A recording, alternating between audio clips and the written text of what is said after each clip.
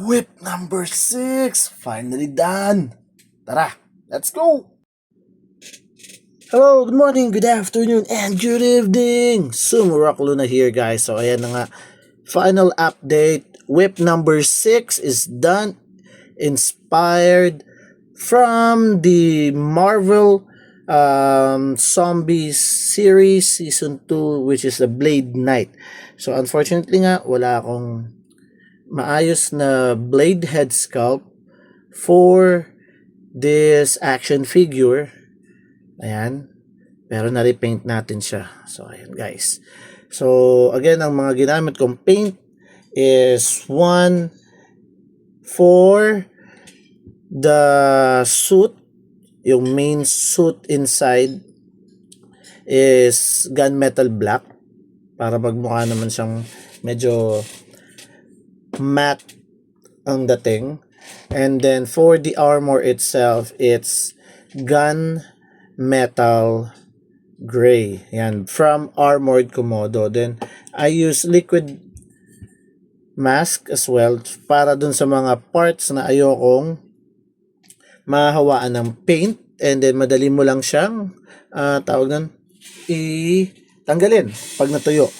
Then for the hood itself and the logo, Vallejo white paint, yan, dead white. Then rin tayo, dry brush using a little bit of a silver paint by Vallejo para lumabas yung mga details doon sa action figure, especially doon sa may bodysuit. Yan, papakita ko sa inyo. And for the glow in the dark as well, I use this Phantom Light fluorescent white. So ayan. So tara. Let me show you the figure for the whip number 6. So ito siya guys. So again, disclaimer, I'm not a professional painter.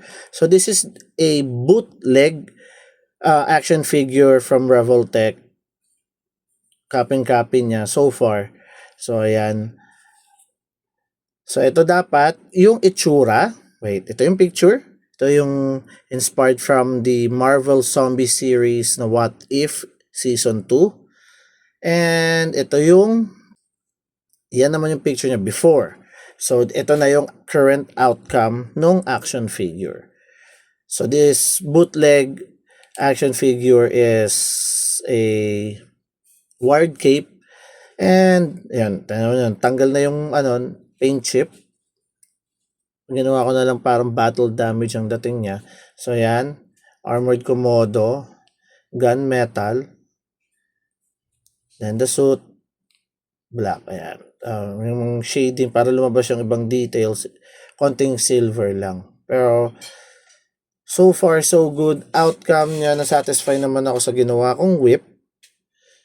Ayan, details. Way, ganda. Diba? Then yung mata. And the good thing about this one is, teka, pagpapatayin mo yung lights, yung kanyang reaction sa UV light. Ayan. Pati yung sa belt niya, linagyan ko na rin siya para mas maganda. So overall for me, dito sa whip number 6 na to guys, I really love it. Medyo matagal lang kasi talagang kailangan, kumbaga, ayusin mo talaga yung pagpipaint so far. Actually ito hindi pa nga maayos, pero nagandahan pa din ako. For me, this is a 100% success. Hanap na lang talaga ako ng blade na head para dito. Yan. So, big shout out again kay Throttle P para dito sa concept whip ko na ginawa. Dahil sa kanya na gawa ko yung napakaangas na Moon Knight. Or should we say Blade Knight. So, yun lang guys ang update for this Saturday. So again, this is Sumurak Luna. Happy collecting and collect responsibly guys. Sumurak Luna out. Bye-bye.